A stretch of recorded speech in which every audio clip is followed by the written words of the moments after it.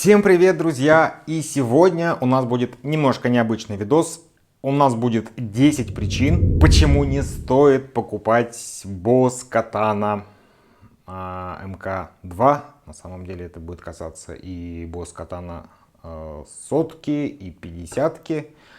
Проблемы, в принципе, одни и те же. Не нашел я в интернете ни одного видоса подобного этому, поэтому, думаю, имеет смысл посмотреть, потому что тут будут и объективные причины, почему не стоит покупать Boss Katana, и будут немножко субъективные, конечно. Давайте начинать. Итак, первая причина. Boss Katana тяжелый, то есть вес у него достаточно большой. Поэтому, если вы просто покупаете комбик для того, чтобы вам поджемить дома, такой тяжелый комбик — это лишние хлопоты. Причина достаточно субъективна, знаю, да, но тем не менее имейте в виду, что комбик нелегкий. Вторая причина.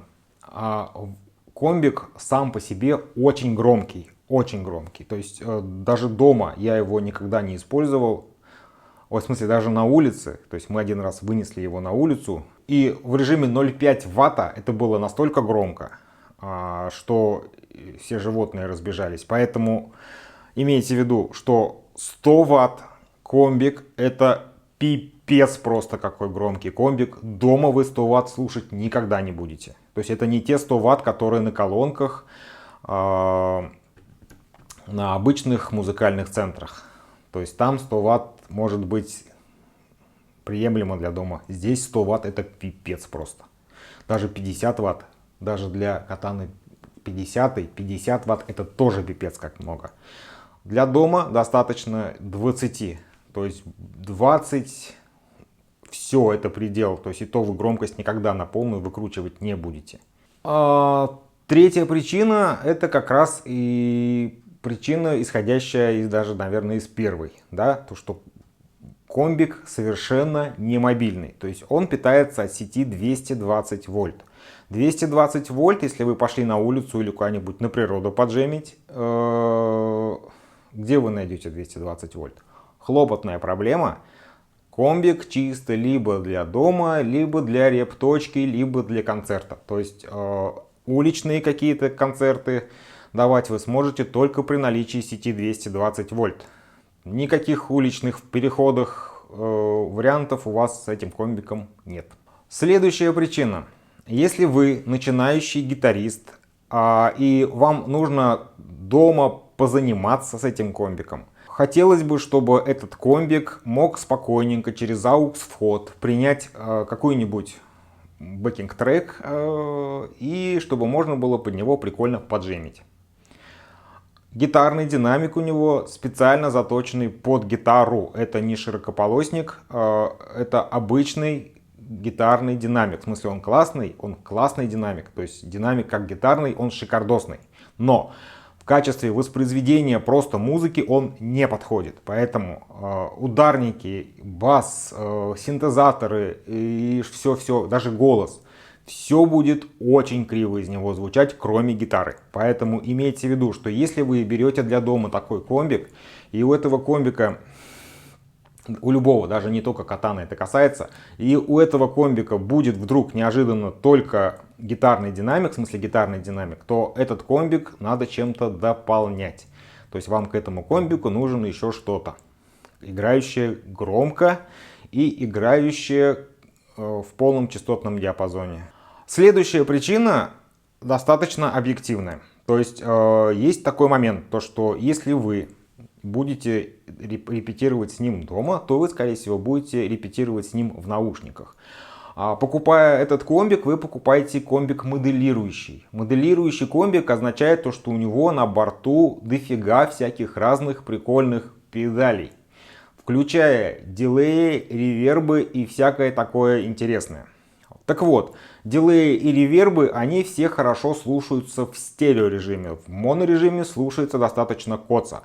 Сейчас я вам покажу пример. То есть сейчас я запишу с него то, что вы слышите через наушники, а потом запишу, как у него работает USB выход. Да, у него есть возможность записывать в стереорежиме, но этот стереорежим единственное, как позволяет записывать через компьютер. То есть не подключая к USB, стереосигнал вы из него фиг достанете. Давайте что-нибудь сделаем и ревербом попробуем.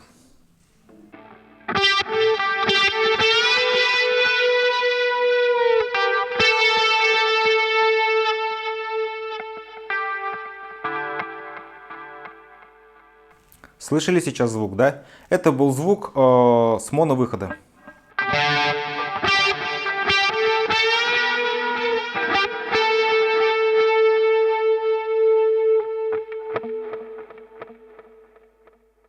Обязательно в наушниках переслушайте. А теперь смотрите. Втыкаем через компьютер. И как это должно было звучать в стереовыходе на наушниках. Так, этот вырубим.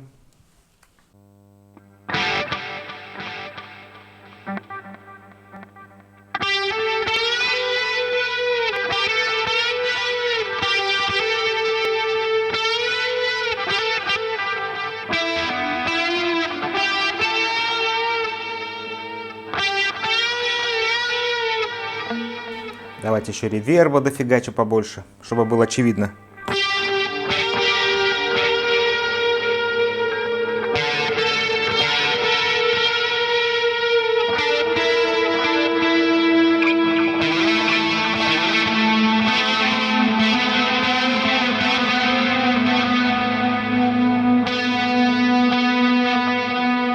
Слышите, какой объем, да, получается? И давайте еще раз, вот прямо с этими же самыми настройками, с комбика.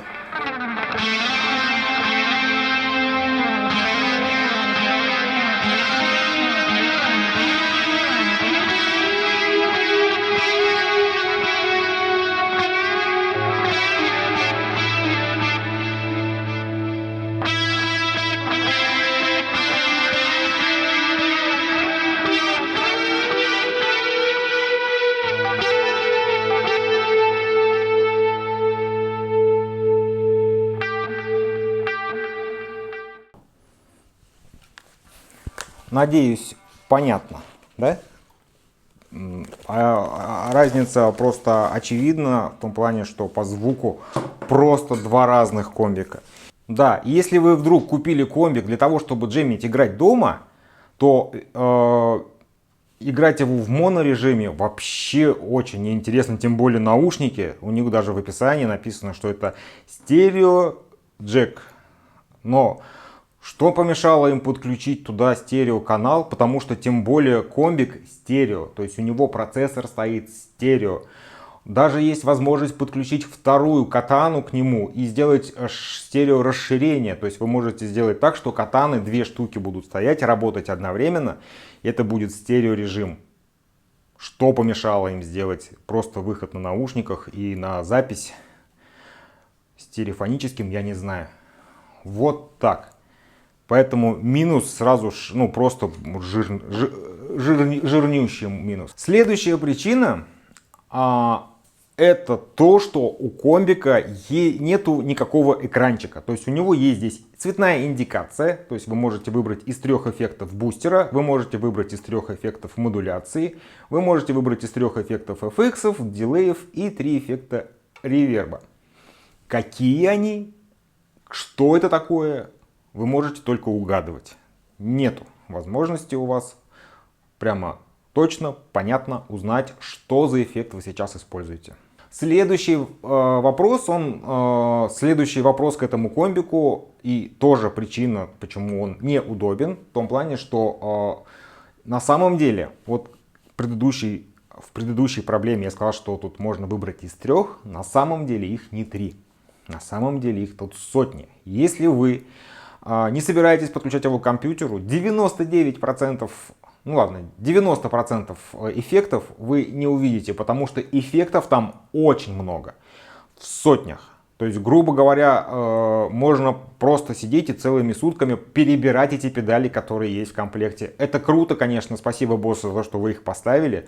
Но каким-то образом интуитивно понятный интерфейс сделать здесь, ну не знаю, экранчик добавить или еще что-нибудь было, наверное, можно. Потому что я не думаю, что большинство людей, которые берут комбик домой, берут его для того, чтобы подключать к компьютеру. Следующая такая достаточно объективная проблема связана с тем, что этот комбик не воспроизводит звук как колонка с USB. То есть, если вы нашаманили что-то в DAW и пытаетесь это воспроизвести для того, чтобы под это дело тоже поджемить, через USB у вас это не получится. То есть, грубо говоря, вам придется скидывать это куда-то, допустим, на плеер, и воспроизводить это дело через шнурок, через AUX. Не есть good, потому что вообще, по большому счету, когда вы записываете 2, 3, 4 дорожки, да, то хотелось бы послушать это дело на большой колонке. Не получится. Минус. Ну, на самом деле, вот сейчас осталась одна не очень объективная причина. Ценник. Ценник на него достаточно высокий. Вот, связано с тем, что это хороший, отличный комбик. Ценник, он на него на самом деле адекватный, то есть я не могу сказать, что это неадекватный, но если вы берете комбик для дома, можно найти в разы дешевле какой-нибудь вариант, который будет по большому счету с точки зрения функционала интереснее, с точки зрения цены подешевле. Потому что если мы вычеркиваем все факторы, которые нам сейчас здесь помешали, то есть, например, вес, если мы берем комбик полегче, если мы берем комбик, грубо говоря, с меньшим динамиком, да, если он будет изначально заточен под мобильный, то комбик будет сильно дешевле. Поэтому вы можете найти в 2, наверное, может быть в 3 раза дешевле что-нибудь более-менее интересное. Вот примерно такие вот у меня вопросы к этому комбику. Если у вас есть дополнения, пишите комментарии, потому что есть что обсудить, то есть чисто гипотетически. То есть у меня, допустим, про стереовыход появились кое-какие мысли, то есть чисто гипотетически, как это сделать, я пока не понял, не знаю, не нашел, не придумал. Идея такая, что когда вы включаете его в стереоэкспанд, то есть у вас получается на line-out уходит звук с левой колонки, грубо говоря, да? Это работать начинает как правая. Вот, при этом, если вы снимаете звук с рекаута, вы получаете монозвук. То есть, соответственно, если вы их совместили друг с другом, то есть записали на один канал, на левый, допустим, записали то, что действительно на левом, на правый записываете монозвук. У вас получается что-то более-менее похожее на стерео, но это будет не стерео, потому что в правом канале будет намешано и левый, и правый. Как еще можно попробовать обойти эту проблему, я не знаю. Поэтому давайте вместе подумаем. Потому что если вдруг мы сможем придумать что-то такое интересное, вполне возможно, что этого комбика будет самого главного минуса и не будет.